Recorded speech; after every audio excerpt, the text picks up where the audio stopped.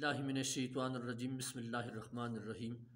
سمینی ذی وقار حضرت فاروق اعظم رضی اللہ تعالی عنہ نے ایک مرتبہ مولا علی کرم اللہ وجہ الکریم سے عرض کی کہ یا علی،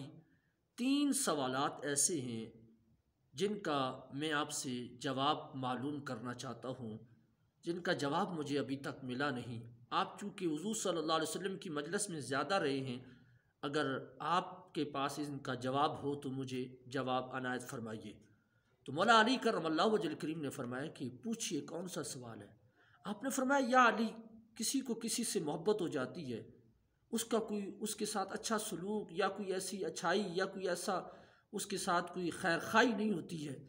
ویسے ہی اس کے ساتھ ایک محبت ہو جاتی ہے۔ اور کسی کے ساتھ کوئی ایسا بندہ ہوتا ہے جس کے ساتھ کوئی دشمنی بھی نہیں ہوتی ہے، لیکن بس وہ اس کو کوئی خاص اچھا نہیں لگ رہا ہوتا ہے، آخر اس کی کیا وجہ ہے؟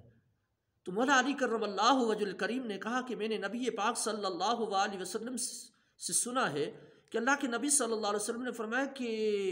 ارواح جمع شدہ لشکر ہیں، یہ جو روحیں ہیں یہ جمع شدہ ایک لشکر ہیں، یہ فضا کے اندر جس وقت ہوتی ہیں تو ایک دوسرے کے ساتھ ان کا تعارف ہوتا ہے۔ جن روحوں کا فضا کے اندر ایک دوسرے کے ساتھ محبت پیدا ہو جاتی ہے، جب وہ دنیا میں آتی ہیں تو ان کے ساتھ اسی طرح کا وہ رویہ، وہ محبت، وہ پیار ہوتا ہے، حالانکہ کوئی غرض و غائد اس میں نہیں ہوتی ہیں۔ اور جن روحوں کا اوپر تعارف نہیں ہوتا ہے، وہ ایک دوسرے پر اجنبیت کی طرح رہتی ہیں، تو وہ دنیا میں آ کر بھی اسی طرح ان کا رویہ ہوتا ہے۔ آپ نے فرمایا اچھا۔ فرمایا یا علی، دوسرا سوال میرا یہ ہے کہ بعض دفعہ بندہ بات کرتا ہے تو بات کرتے کرتے کرتے بھول جاتا ہے، اچانک اس کے ذہن سے بات نکل جاتی ہے، اس کی کیا وجہ ہے؟ تو مولا علی کرم اللہ وجہ الکریم نے فرمایا میں نے حضور صلی اللہ علیہ وسلم سے یہ فرماتے ہوئے سنا کہ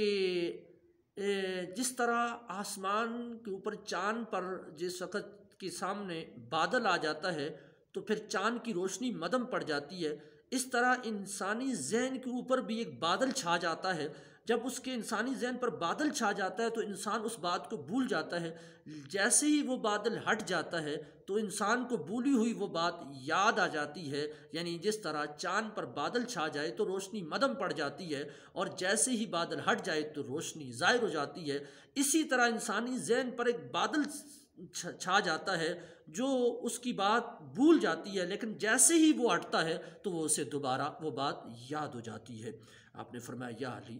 تیسرا سوال میرا یہ ہے کہ کوئی خواب سچے ہوتے ہیں، کوئی خواب جھوٹے ہوتے ہیں، یہ سچے اور جھوٹے خوابوں کی حقیقت کیا ہے؟ تو آپ نے فرمایا کہ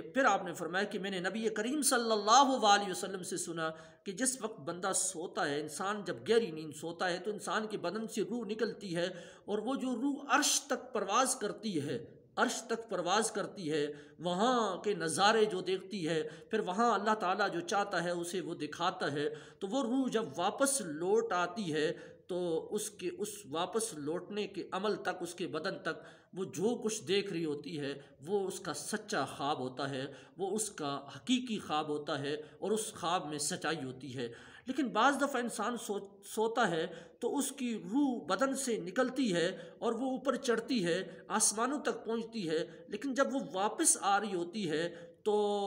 پھر کیا ہوتا ہے کہ آسمان و زمین کے مابین فضا کے اندر شیطان ان میں باتیں ان کو بلا دیتے ہیں اور اپنی باتیں ان کے ذہن میں ڈال دیتے ہیں۔ یوں شیاطین سے ملاقاتیں جس وقت ہوتی ہیں تو وہ جھوٹی باتیں ان کے ذہن میں ڈال دیتے ہیں، اور اس طرح وہ جو خواب ہوتا ہے وہ اس کے دیکھنے والا وہ جھوٹ پر مبنی اس کا خواب ہوتا ہے۔ تو معلوم یہ ہوا کہ ارواح کا آپس میں ملنا، ارواح کا آپس میں ملاقات کرنا،